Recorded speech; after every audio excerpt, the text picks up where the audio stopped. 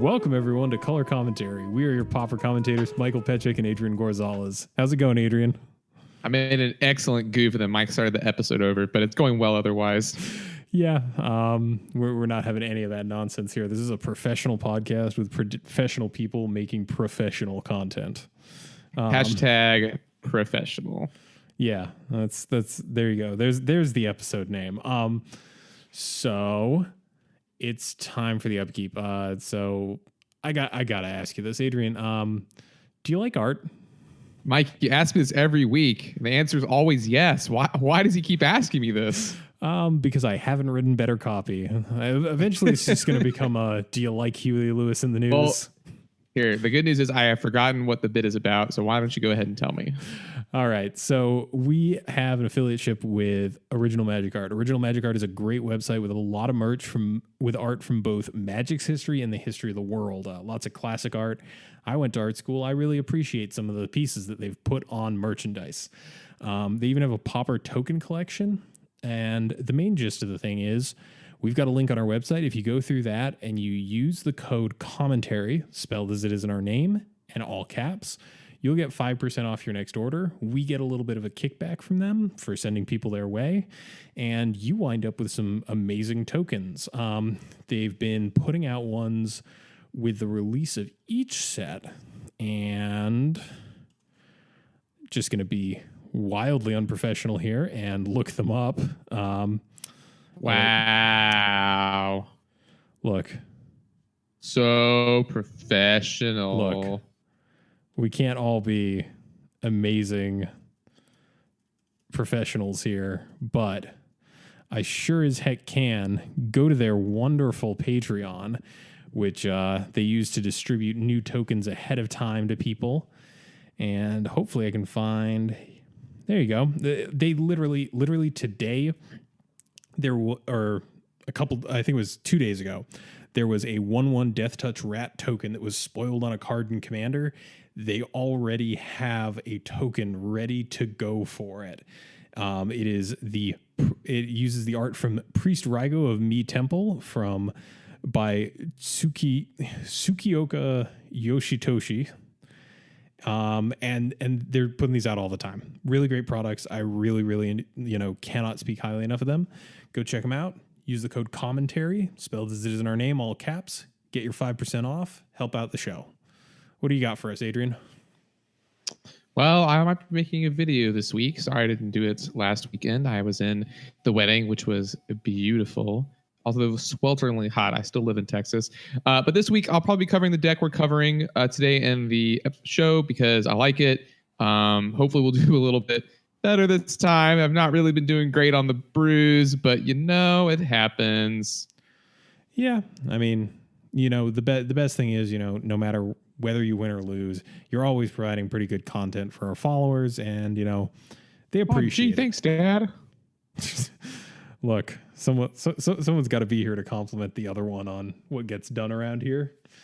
Beautiful. The new website is gorgeous, Mike. Oh, that's true. Yeah, I did update the website. And also, we are on Patreon. Again, there's a link on our website, as with most everything. Patreon is a way to support content creators who are making episodic content.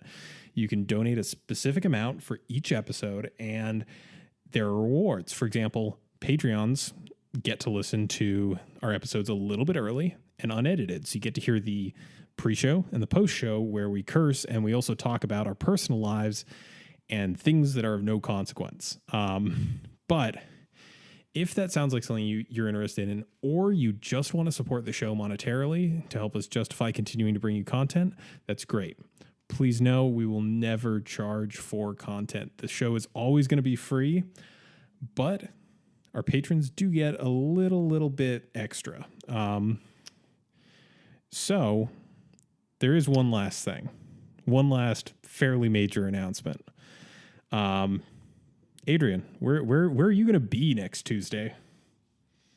I think I'm going to be in your home, Mike. I mean, enjoying your cooking. Maybe. I don't know who's cooking on Tuesday, but Adrian is coming to visit me along with his lovely girlfriend. They're going to be spending some time here. But What that means for you, the viewer at home, there's going to be an episode live streamed. The tentative schedule for us is going to be 6 p.m. Eastern Daylight Time on Saturday. Oh God, did I goof? It's going to be the 18th. Yes. Yeah, no, the 18th is Friday. It'll be the 19th. 19th. There we go. So the 19th of August, we will be live streaming an episode. We don't really have everything fully fleshed out, but we do have a week and a half to get there. This does mean, Are we going to F&M? I don't know. We could. No Popper around here, really, unless one of our lovely viewers happens to be in Boston and wants to figure out how to get people together for Popper, in which case, sure, we could do F&M. But Saturday, August 19th at 6 p.m. Eastern Daylight Time, we will be live on our Twitch at twitch.tv/color commentary. And you get to watch us record an episode live for the first time together since the beginning of this year, actually. So it's been a while. Yeah. We'll probably be taking some viewer questions. We'll be talking about some pre-planned topics. And who knows? Maybe we'll even figure out a plan to do some giveaways or something. We'll try and make this a special event for those who are willing to come out. Anything else, Adrian, in terms of big announcements? I think that's it. Let's get into this sweet deck. All right. Rakdos. Yeah, Rakdos. Color combination we have not visited in a while. I don't actually know the last time we did because I pay very little attention to the episodes after they're out of my hands, but this deck comes to us from Steve Yeltz or Jeltz. I don't know how that name is pronounced. Can't believe it's Geltz. I'm pretty sure that's not it. Out of all the possible, it's probably not. I'm just being facetious. All right, so this result posted yesterday, and this is in a Popper League. Went 5-0. It's a Rakdos midrange, I would call it. It's not really. Would you call it control? I think you could probably call it a control deck. I think that we. Well, okay. Here's the question: what do you think Boros Monarch is? Mid-range. Okay, then we'll call this mid-range because this is essentially Rakdos Monarch. Okay, yeah, that's a fair thing. Although it's cutting some of the synergies that make Boros Monarch, the deck it is, in my opinion. Right. So we're not running the Prophetic Prism or Alchemist File package. We're running a lot more removal. And as a result, card draw. Yeah. You're running removal, card draw, a little bit of hand hate. I guess we could call. I think we could call this control. Yeah, it's somewhere. This is a deck that can either be the mid-range deck or the control deck. It's one of those that gets a little bit of leeway. Stompy. Hey, labels. Who needs them? Well, I mean, there's some decks. Like Stompy is always the aggro deck. Like there's no plan B in that. This, if it needs to grind, it can grind, but it also is comfortable assuming the slightly more aggressive role against a controlling deck. So let's get right into it. And this first one, we talked about it in the pre-show, and you had opinions about this. The first card is Firebrand Archer, which is 1 and a red for a 2/1 creature human archer. Whenever you cast a non-creature spell, it deals 1 damage to each opponent. And what is your beef with this? So it's not so much a beef. We were looking at some of the other lists, and they're running Stinkweed in, which I'm not sure how I feel about that either. I mean, it's fine. It's a blocker. You play Gurmag Angler, so maybe it's okay. I'm just surprised that it's not Thermo Alchemist, and I would like to know why Steve Jeltz decided to go with Firebrand Archer, because I guess you could argue like a beatdown plan, but it seems like Thermo Alchemist is just a little bit more valuable because it blocks so much better. So obviously it put up the results it did. So the card is, I didn't see the games, but I can imagine with 3 copies in the deck, the card did some work. It just seems like the other one would be a little bit stronger in this archetype. Yeah, so I'm seeing 22 non-creature spells in the main deck, and then 3, 5, 9, 10. I'm seeing 12 non-creatures in the sideboard. Like you can. The effect is fine. It's just the fact that it's Firebrand Archer and not Thermo Alchemist to me. Yeah, I see where you're coming from. The Thermo Alchemist does let you play a more defensive role. And Firebrand Archer, I've got to admit that 2/1 body, unless it's a clear board, you're unlikely to get in with that. So unless you're casting your spells, this is really just kind of a body that's going to sit there and not do much. So I don't know, especially against Thermo Alchemist, this feels terrible because it's just never getting in. So that's it. It's an interesting choice. I'm sure it obviously works. I'm just intrigued by it. Yeah. As we talked about a couple episodes ago, the real comparison here is the fact that this is not guaranteed damage. It can attack in for 2, but it's never, unlike Thermo Alchemist, which is always going to tap for at least 1. Like Thermo Alchemist is at worst Curse of the Pierced Heart. So yeah. All right, next up, we've got 4 copies of Chittering Rats. 1 black for a 2/2. When it comes into play, target opponent puts a card from his or her hand on top of his or her library, and it is a 2/2. So this is, This is a staple of black grindy decks. Yeah, I mean, like, worst case scenario, your opponent puts something back and it doesn't really affect them that much. Best case scenario, like, if your opponent's locked on like 2 lands and just really needs to hit their 3rd, this is a time walk. And the fact that it comes on a 2/2 body is sometimes relevant. Like, this format can get pretty grindy and come down to minor edge cases. Do you have any particular feelings on Chittering Rats in this list? Gonna pull an LSV and says when it enters the battlefield, target opponent puts a card from his or her hand on top of his or her library. There you go. We got there. It's a good card. It grinds, which is what this deck wants to do. So basically, this deck is a lot like just like mono black, but plays a lot of red removal. Yeah, and we'll get into that as we go. Next on our list is Phyrexian Rager, 2 and a black for a 2/2. When it enters the battlefield, draw a card, lose a life. This was for years a staple of the mono black control decks, and here it's a 2/2 that cantrips with a minimal downside. Yeah, just losing all life, but other than that, yeah, it's another good black control card. Yeah, and again, 2/2 body does sometimes matter in this format. So. After that, we got 2 copies of Beetleback Chief, which is one of my favorite cards in Pauper that I think often I've never cast and actually had it go off or anything. But Beetleback Chief is 2 red. You get a 2/2, and when it enters the battlefield, you get 2 1/1 red goblin creature tokens. So 4 mana, 4 powers split over 3 bodies, and I guess this protects against edicts. I don't know. Protects against edicts. It lets you get in for some more damage. It's a tough card to deal with because not even like trickery like totally blows it out. You kind of like Evan Cars and yeah. I don't know. It's definitely like a solid. It's a solid limited card, and there's a reason why the only time it got downshifted was in Vintage Masters. I believe is the source for that being Pauper legal, because every other printing has been at uncommon. Very, very solid limited card, and it has applications here in Pauper as well.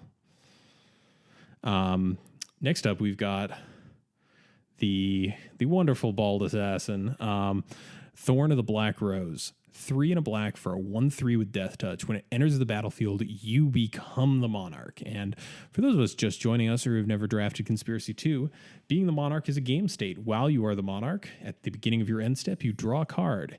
And the only way that you lose the Monarchy is if another player deals combat damage to you, or they become the Monarch themselves through a Thorn of the Black Rose, for example. But it's only combat damage. So Thorn does double duty of acting as a personal howling mine, but also providing a Death Touch body that's going to soak up some attackers and make it harder for your opponent to get in for damage.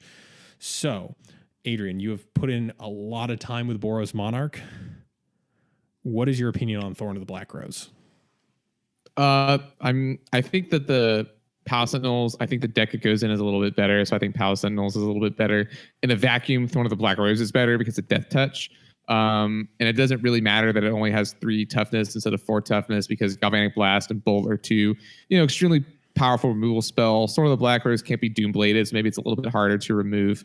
But I think that the aforementioned red cards are way more popular.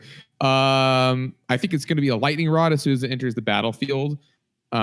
But being the Monarch is very, very, very strong just in general. And it can be dangerous if you lose it, but this deck is so full of removal that's probably not going to happen. You don't play a Thorn of the Black Rose on turn 4. You play it on turn like 6 or 7 when you have mana to defend that crown. So the interesting thing about Monarch is it can't go away, right? Like as soon as something hits the battlefield that makes someone the Monarch, there's kind of this back and forth race. Like no matter what, someone is getting this absurd card advantage engine. And I think that this deck can probably do a pretty good job of hanging on to that. I think so too. I think that's why I think it makes it a very powerful card in this deck. And I think it definitely pushes it further than it was before the printing of that card. All right, so next up, we've got Gurmag Angler. Just 6 and a black. It's a 5/5 zombie fish, and it's got Delve. This is a staple of our format. It's a really just solid beater, and I think I've only ever cast this for more than like a single black mana, maybe 10 times. This is mostly a 1 mana 5/5. Wizards learned that the lesson about how Delve works in design pretty well, I think. Any other thoughts about the big ol' fish? When we talked about it ad nauseum, it's a good card. It's a 5/5 beater. Have I brought up my nifty little tidbit about the fact that that's a ladyfish? No, is that because of the angler? It is, in fact. For those folks at home, I'm not going to get into it on the show, but I highly advise that you go check out some information about the reproductive cycle of an anglerfish. It's actually super interesting. Maybe. Okay, fine, do it. We'll talk about it in the post show. But okay. All right, moving on from our creatures' spells, and this one I'm going to take a little bit of exception to. 1 copy of Duress. Duress is a black for a sorcery. Target opponent reveals his or her hand. Choose a non-creature, non-land. Discard it. All right, got Christian Calcano, Spicy Miser. I am not a fan of main deck Duresses. I've run them in a couple lists, and there is nothing more miserable than bricking on one of these. Now, I think there are enough relative cards in the format to hit with Duress. Mm-hmm. It has game versus basically every deck. I mean, and sure, we've talked before how I would like maybe Inquisition to get downshifted, something along those lines. A less restrictive spell. But I don't have a problem with one main deck, especially since there are 3 in the board. I don't have a problem with one of the main personally.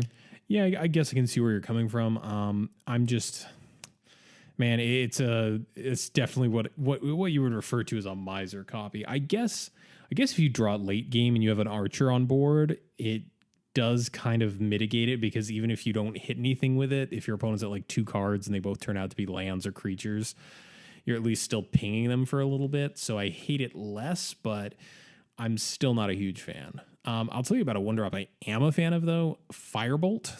Red for a sorcery. Firebolt deals 2 damage to target creature or player. Flashback 4 and a red, so you can get a second use out of this. I'm a big fan. How about you? I played in my board. Good deck. It's a good card. Yeah. In worst case scenario, it is a 6 mana deal 4 to your opponent. But this is often, going to get you 2 creatures dead, or 1 very large creature late game, or it's going to help with that weird block you had to make, or the weird block your opponent had to make, and punishing them for it. Really just solid card. Really probably one of the better flashback spells in our format, I would have to imagine. Next. Yeah, I think so. Next up, we've got Flame Slash. Red for a sorcery. Flame Slash deals 4 damage to target creature. That is it. There is flavor text, and that is the end of the card. This helps hit some of the things that Bolt just can't handle, and What are your opinions on this, Adrian? I think it's a card that is. I'm kidding. I won't say it for everything. Flame Slash is a powerful card. It answers most threats in the format. It really doesn't see play outside of decks like this one. I don't think. I think it's still seeing play in some quantity in Marasatron, but that deck is kind of on the ebb cycle of its popularity. I just mean like you played in control decks, and it's a good catch-all removal spell. It obviously does not kill Gurmag Angler, but it kills most things out of affinity. It kills basically everything in Stumpy plus a pump spell. Like it's a strong card. It goes great in a deck like this. That's sort of like a tap out control. Excuse me. Yeah. So some versions of this also play an amount of artifact lands and then Galvanic Blast. But since we're not doing that in this list, Flame Slash is what we got. Yeah, and I don't know. I'm a pretty big fan of it as a control card. The sorcery speed is always going to be the biggest bummer on this thing, but at the same time, it does just kill most of the format. Like I'm thinking through, and barring like pump spells, the only things I can think of that this doesn't kill are Atog, Gear Seeker Serpent. I guess if I said not counting pump spells, I guess I shouldn't count Atog, but Gear Seeker Serpent and Gurmag Angler and Ulamog's Crusher are the only things that just kind of naturally, without any assistance, live through this that I can come up with off the top of my head. So good removal.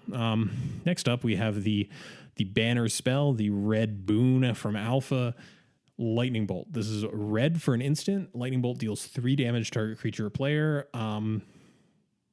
Do we really need to cover this? No. Okay. Pass. Wonderful. It's good. Play it. Next up, we've got 2 copies Magma Spray. Currently tearing it up in standard and mono red. Magma Spray is 1 red for an instant. It deals 2 damage to target creature.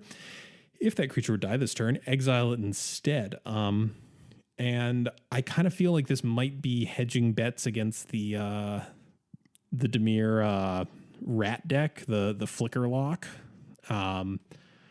It is also just good against any sort of deck that looks to leverage creatures being in the graveyard. Got anything? Magma Spray's a good card. It's particularly good against Stormbound Geist. That's what I really would say about it. That's true. I had not remembered that Stormbound Geist really does not care for this thing, but that is true. Yeah, any sort of it's probably more relevant against Young Wolf. I'm imagining that because Stompy is still making up a pretty decent chunk of the metagame. So either one of those, though, any sort of Persist or Undying, those are all just completely gone. Next up, we have Raven's Crime, which is a black for a sorcery. Another spicy one of, I might add. Now, this is one that I will defend as a one of, but it's a black for sorcery. Target player discards a card and it has Retrace. And for those of you who were not playing during Shadowmoor, Retrace is you may play this card from your graveyard by discarding a card and in addition to paying its other costs. So this is land card specifically. Did I miss the land? I think you might have. Maybe I misheard you, but yeah, specifically a land card. My just in case that wasn't clear. I think you probably said it. Sorry. So this is a super interesting mechanic, and I really enjoy it. But this basically is, if you're brick on a land, it at least gives you something to do with your mana. And notably, this isn't flashback. It doesn't exile the thing after it's done. Is worth noting, it does put it to the top of your graveyard, as Pauper is a graveyard matter orders format, as we have Death Spark. But what do you think about this as a one of? It's obviously a better one of than Duress because it's multi-use. So I think it's pretty good, and I think it fits the theme of the deck. And we do have 22 lands. It's not like we're gonna eventually get flooded, and maybe one is pitched some to Raven's Crime, get the last couple cards out of their hand. I think this deck would totally run Hidden the Torok if it could. That's what these are making me think of. 100%. But I wonder, do you like going up to 2 Raven's Crime and cutting the Duress? I don't. I think I want to free up that Duress slot as as maybe like an extra Flame Slash, an extra Firebolt, something to actually attack a present board state. With Raven's Crime, having more than one of them in your opener gets very redundant very quickly. Yeah, and very redundant. I don't know. It's like two cards out of 60. I'm just curious. Let me pull up a hyper geometric calculator. I love these things. So the difference, let's see. So population size, 60 cards in a deck, number of successes, 2, sample size, 7, number of successes in sample, 1. So I'm looking at this.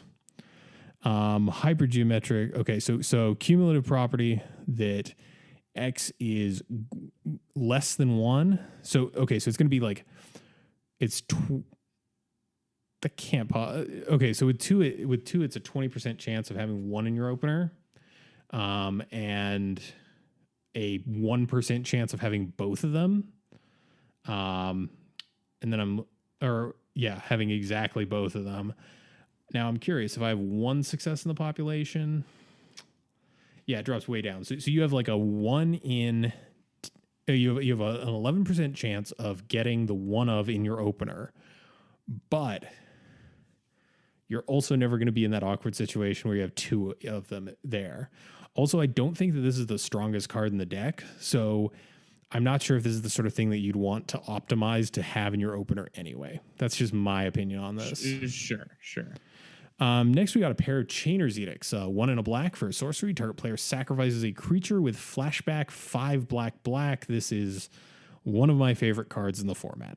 Yeah, this is another VMA special, being that where it was downshifted on Moto.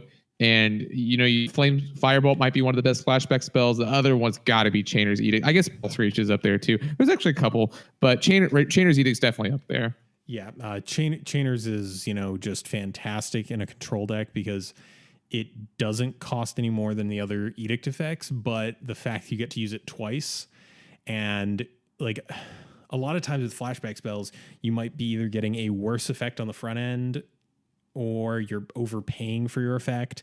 With this, the only thing you're losing between this and Diabolic Edict is instant speed. And while that is sometimes relevant, with Chainer's Edict, you get 2 of them. So I don't know. Big fan of this. Next up, another 2-drop, Night's Whisper, downshifted in EMA. This is 1 in a black for a sorcery. Draw 2 cards, lose 2 life. Very simple card. Yeah. This gets played in Legacies. Like this is a good card. Usually in non-blue decks in Legacy, and you're trying to do whatever you can to catch up with Brainstorm, but it's just a good card. You got anything else? That's a good card. Also, I didn't notice the EMA art is Vraska in it. I had never spotted that. The other one is way more expensive, just FYI, everyone. The original printing. It also looks awful. Oh, that's what I have on Moto. It's bad art. Also, you're bad art. The EMA one is technically an alt art, so you should have that one, Mr. Alt Art. Yeah, whatever. Get over yourself. Speaking of alternate arts that I'm being shown as I tab through this deck, Terminate. Black-red, instant, destroy target creature. It can't be regenerated. I have got the weird Sun Titan one that I don't. Yeah, there's some good ones. I like the one of Dargaz getting blown up. Excuse me. The Sun Titan art's not bad. My least favorite one is the Alara one. That's an opinion you got there, buddy. Where do you fall in the player rewards one? That one's really, really good. I just don't like player rewards like kind of as a whole. They don't really jive with the rest of your deck. You know what I mean? Oh, you mean on account of the whole no text thing?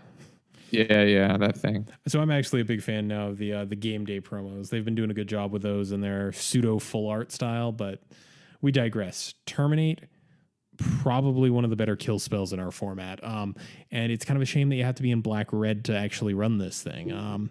That it can't be regenerated clause isn't super, super relevant, but it does come up every so often when you're across from, say, a Mire Boa, which has Swamp Walk and regenerates. Yeah, and Terminate, obviously modern playable. People like it. Yeah, and it was vastly playable when it was in Standard both times. So just solid card. Last, rounding out our non-creature spells is Read the Bones. 2 and a black for scry 2 and then draw 2, and then you lose 2 life. So dig up to 4 cards deep, get 2 of them to hand, and hit yourself for 2. I really like this. It's not as much raw power as something like 4C, but this digs. Like this can get you to what you need very quickly. Dig-a-roo. Yeah, it just kind of speeds you up to where you need to be. In terms of our mana base here, not a whole lot of special stuff going on. I've got 1 Barrenmoor, the black cycling land, 4 Bloodfell Caves, the black-red gain land from Khans, 1 Bojuka Bog, worth mentioning. That main board graveyard hate is sometimes relevant. 6 mountains, 5 swamps, 2 copies of Radiant Fountain, which is a land that taps for colorless, also gains you 2 when it enters the battlefield, and 3 Rakdos Carnarium, the black-red bounce land. I would like to talk for a moment about the Radiant Fountain, and I am not a fan. Just way too many mana color picks. intensive deck. Yeah, pretty color intensive deck. Like you've got a double color, a double black on 3 and a double red on 4. Well, let me put it to you this way. Boros Monarch plays Radiant Fountain. Teachings plays Radiant Fountain. It's just like the incidental life gain can win, you know? So, but like those decks, not those decks. Boros kind of gets away with it because they have Prophetic Prism. Yeah. Teachings is obviously not a very strong deck anymore, but I don't hate it. Yeah, it's a lot worse in this deck because there's so much colored mana, but I don't know. Opinions. Yeah. I would be willing to concede that, taking it out might be a mistake, but I would probably prefer those as colored sources. Sideboard, as you mentioned earlier, we got 3 copies of Duress in there. Usually this is where Duress finds itself coming in matchups where it actually matters. We've got 2 Electrickery. Spare us, Mike. Hey. Go on. 2 copies of Electrickery. Hey. What? So we got 2 copies of Electrickery. This either pings a creature for 1 damage for 1 red, or it pings everything your opponent controls for 1 and a red. And it's an instant. This is solid. It helps in your token matchups. It helps in against Delver. Just really good. Next, we got 3 copies of Gorilla Shaman, the good old Mox Monkey. Don't leave home without him if you expect to see any sort of artifact lands, and they are everywhere now. Don't bring this in against Boros Monarch. It's a bad idea. Next up, we got 4 Pyroblasts. Blue spells are going to keep getting cast. We are an eternal format. There's no getting away from that. So you might as well have the only Pauper Leal red counterspell. We've also got a Relic of Progenitus and 2 Earth Rifts. Now, Earth Rift might be one that our fans are not super familiar with. This is a spell that I remember from Rugtron, back when that was the thing with the baubles and so on. 3 and a red, destroy target land, flashback, 5 red. Well, this is a doozy of a card. I guess this is a deck planning to go late, so if you really need your land hate against Tron, this would probably get the job done. Do you have any thoughts on this sideboard as a whole, or Earth Rift in particular? It's a Nick Marine Bro special. I know that much. Yeah. I think Relic is interesting. It's certainly more powerful, but I wonder if Nile's Spellbomb is better. We are in black, and we do have some graveyard action. I mean, it's not too bad, actually. It's pretty good. I think Relic is a stronger card. Yeah. The ability to slowly whittle away your opponent's graveyard if necessary. I'm going to toss this out there. How would you feel? I guess the curve doesn't really support it. I'm kind of shocked that there's no Unearth in here. Usually these sorts of decks are running some amount of Unearth just to capitalize on being able to get like your Chittering Rats, your Phyrexian Ragers, that sort of thing back. What are your feelings there? It hits a lot of creatures in the deck, so I don't hate it. Obviously, it just doesn't hit anything past it hits. So in this set version of the deck, it hits 10 creatures. And No. I actually don't think I like it a whole lot. I think it's better in the mono blacklist where there's a huge density of 3 and under creatures. Okay, I could see that. I'm trying to think through anything else that could possibly get squeezed in here. As you mentioned, this could run some amount of artifact lands and perhaps try to squeeze in something like Galv Blast or possibly Bleak Coven Vampires as a sort of finisher, being able to drain for 4 when DTBs. Any thoughts there? Would you prefer to stay away from it? You're shifting the deck if you're putting in the Metalcraft plan, in my opinion. Okay. What else? It's just a different deck. Well, let's explore that. What else would you want to see in this? If like I was just like, all right, just toss 4 Vault of Whispers and 4 Great Furnaces in this, and what else do you change? Prophetic Prism. I'd like to see Prophetic Prism. Okay. I would want to see maybe some amount of spell bombs, Pyrite, Nihil. Okay. Just because since we're not affinity, that seems to be a little bit more of a premium. Having a high artifact count. We can't just run 8 artifacts and hope that's good enough in a Galvanic Blast Bleak Coven deck. I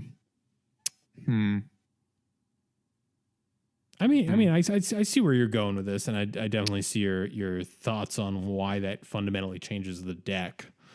So, what are your feelings on this? Do you feel positive about this list? Do you feel like it's something that's a little bit away from actually being truly great and being able to sort of put up repeat performances? Where are you falling on this?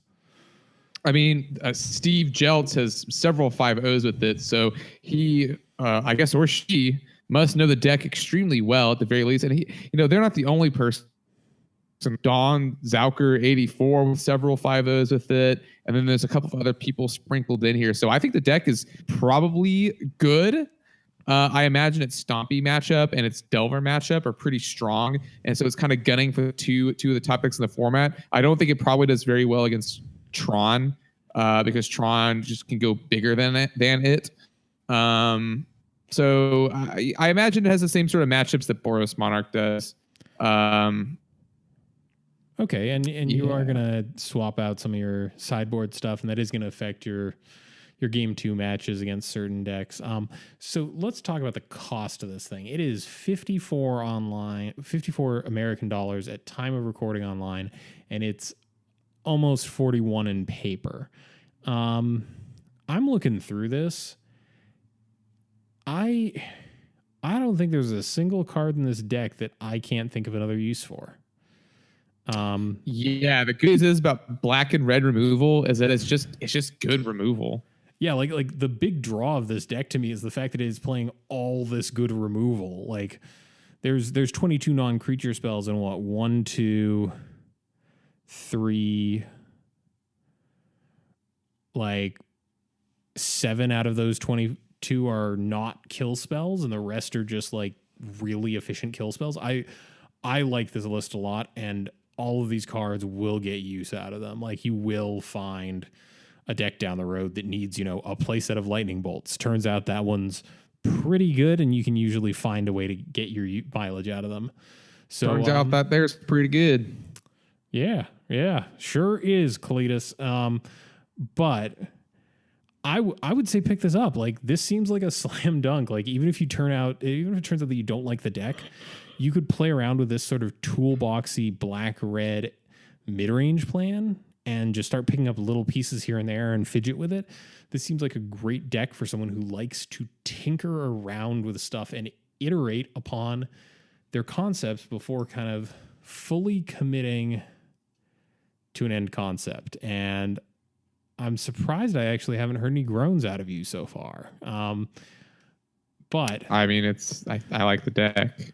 When you pick a good one, you pick a good one. I was talking about the terrible puns because I love puns. We're getting to our discussion topic. Our discussion topic this week, I know I've mentioned it on the show before. I work as a web designer, and I do a lot of programming as part of my job.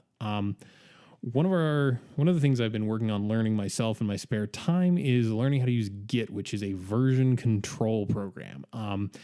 And the other night, I was on our group chat and then later Twitter, talking about the idea of using Git as a model for deck building, and specifically building a deck building website with it.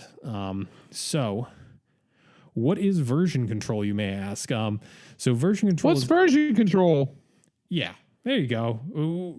We've got a willing co-host here to play the clueless mook. But version control is basically not only saving the current version of a document or documents in the case of a full website, but also saving the path they have taken to get there and being able to branch out.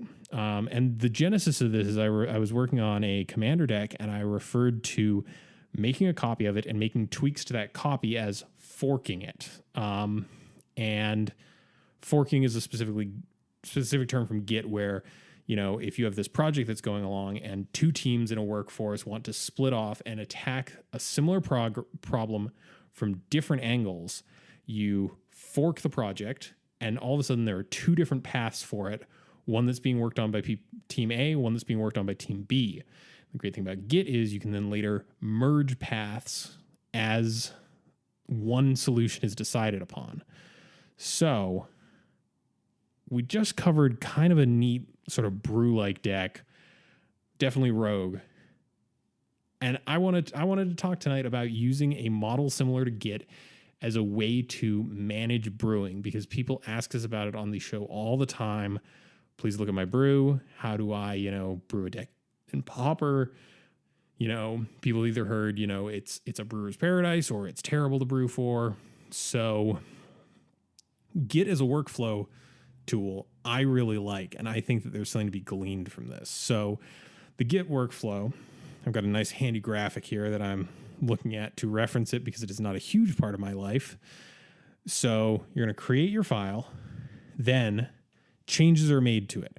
Those changes can either be reverted, saved as an update, or committed. And the commit is when you kind of push it into the global file. And the thing that really attracted me about the concept of using Git as a model for deck development as well as project development and workflow management is the idea that, you have this preliminary concept. And I feel it's always great when people can take a step back and look at all the iterations they've gone through. So let's say you, Adrian, you sit down and you're like, I want to build a black-red control deck. Mm-hmm. And you have this starting list and you're like, all right, this is the 75 I'm going to toss into a league. And you toss it into the league, and turns out you're having trouble with your blue-red Delver matchup, and you're not sure which sideboard card you want to go with. So you go, well, I'm going to try out Electrickery. We know that one's tried and true. I'm going to try out Even Cards Justice, even though it hits a lot of my stuff. Maybe it's going to give me edges up in other matchups. And Stompy, sure. Yeah, Stompy for sure. The Ratlock deck, all sorts of stuff. And then finally, I want to have this version that I've been working with, and maybe I just had a bad run or two against Blue-Red Delver. So with a workflow modeled after Git, you go, all right, so instead of saying I'm going to just jam Even Cards and Electrickery into my board just immediately, you could go, okay, there's now 3 branches. There's the version I already have, the original. There's the experimental one. Actually, I'd probably say even 4. There's the experimental version where I'm running Electrickery in the board. There's the experimental version where I'm running Even Cards Justice in the board. There's the experimental version where I'm running both of them just to kind of really cover my bases.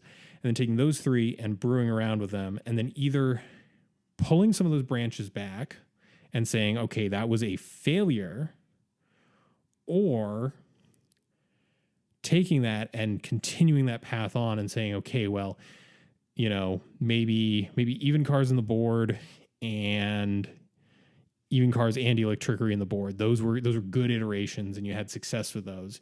You then continue on with those. And as you go, you kind of continue iterating and condensing iterations where necessary. And this way you can kind of sit down. And the thing that I really like about using a Git-like program as the basis for this is I'd be able to go back and I'd be able to go, well, I've been testing this black red deck for a whole season now. I've run through, 50 leagues and, I've wasted a whole ton of my time into this. I want to go back and look at these versions because I remember this one like 2 weeks ago that I thought was doing really well. And I think it'll do well again in the meta shifts, the subtle meta shifts that had happened. So you, Adrian, and not to bring too much of your personal life into this, I know that you are looking into learning Git. So, oh my God, don't tell people that. I know I'm outing all these terrible secrets. It's okay. I'll share with the fans that I'm going to be sitting down and learning Node.js in the near future. All right. So now that we've talked about a Git workflow and how it would apply to Magic, I know you're not the biggest brewer in the world, but do you? So easy, even I can do it. Well, I was going to say, I had talked about this, and we talked about it briefly in the pre-show. Do you think this is an approach that makes sense and has merit within Magic as a whole, and specifically with Pauper? Yeah, I definitely think so. It also contributes to the whole community element, where people are all can simultaneously be working on this. Also, like, you could easily share this progress, or you keep it to yourself, whatever. But yeah, I think having a tool like that would be great, because then you could always explore different iterations of your deck as you brew. Then like you said, stuff that doesn't work, take it on back. So no, I think it's very good, and I think it'd be a very good tool. Yeah, and I mean, so for anyone who's ever worked with GitHub, there's all these public projects, and if you see this one project, for example, I run a couple of websites for clients that work in WordPress, and I see this WordPress plugin I like on GitHub, and I'm like, well, this is a cool plugin, and then I find out that there's some weird flaw, it doesn't render quite right in Microsoft Edge, for example. And I sit down, I figure out a workaround, and everything's good and fine on my end. I can then take those files and basically suggest, hey, I've made this update, it fixes XYZ problem, consider merging it into the main thing. So I've realized, though, as I'm talking about this, what I have fundamentally described is basically a digital version of a Pro Tour testing house, because they always do the segments on the Pro Tour where they talk about it, and it's just people playing decks over and over and sharing notes with one another. The difference here is I would love if there was a website where this was all digitized, so I could just be like, for example, every week when the show's over, I just dump the list that we covered in there onto this service. Anyone else who wants can fork it into their own version, and then it can go from there. And you can track all the different forks that have spawned off of this list that you started with, that someone else has picked up and been like, well, there's a cool idea here, but I don't like X, Y, and Z, so I'm going to change those and create my own list. So this idea has really seized upon me, and I have no idea how to actually make it real. But it would take some work, and what you're talking about is also like what's the term I'm looking for? It's something that you would need to create a good UI for, so that even people without any knowledge of Git could use it as well. So you'd have to make like a GUI, if you will. Do you follow me?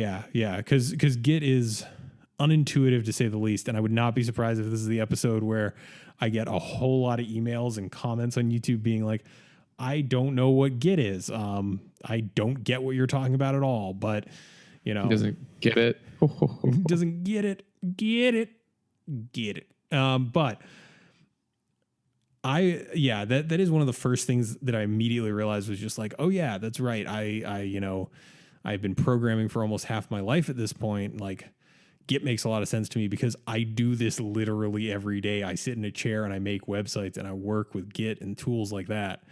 Like, there's definitely a learning curve that I'm not accounting for here, and it would be tricky. It would need a very careful, delicate UI, probably some sort of tutorial to explain how forking stuff works. But the great thing about Git is, as long as one person, the person who starts the project, is kind of the owner, they always have that option of it's theirs. Like, they have version control. They can wind stuff back if they don't like it. And I don't know. I think it would be a very interesting experiment because it lets people be very communal in their deck building. And, if you have 5 friends and you're like, wow, I've got this deck, but I really want to test it, but I don't want to, run 50 leagues.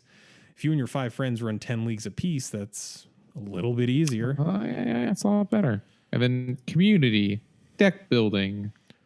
Yeah, be more communal. Share with your friends and I was gonna say loved ones, but don't share Magic with your loved ones. It'll just make it a bitter game. But all right, we're coming up on about 50 minutes. Adrian, do we have any end of show games this week, or you feeling that?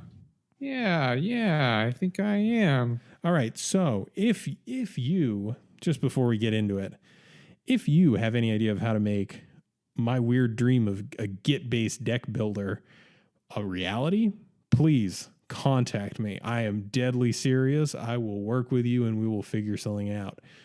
But until then, if you have any questions about Git, please contact us on Twitter or contact me on Twitter, just so Adrian doesn't have to put up with the end results of me being a dingus and sharing ideas online. But Adrian, do we have some random cards? Yeah, sure. This is a sorcery. 2 and then double red. Originally printed in 6th edition. Untap all creatures that attack this turn. After this main phase, there's additional combat phase, followed by an additional main phase.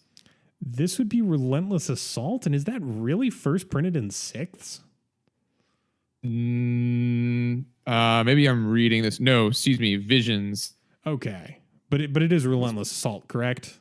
Yeah. Okay. All right. Random card. Nope. This is a land. It says enters the battlefield tapped. Add red or white to your mana pool. That could be anything. Can you give me a set? Oh, sure. We'll try it.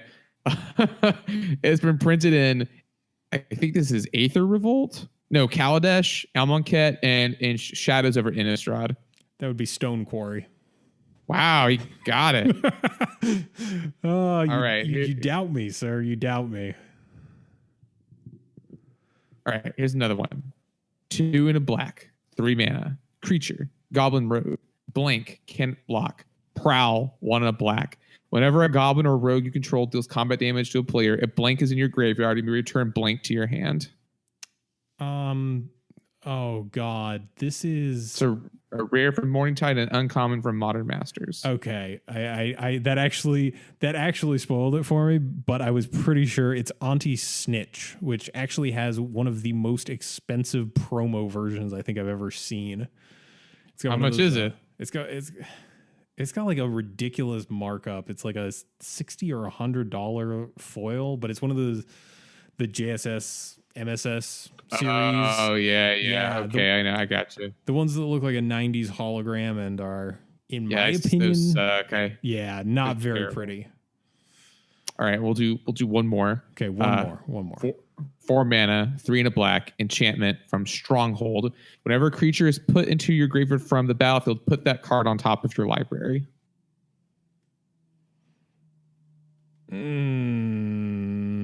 Rare from Stronghold. Robert Bliss is the artist. It's got a fat rat and a zombie on it.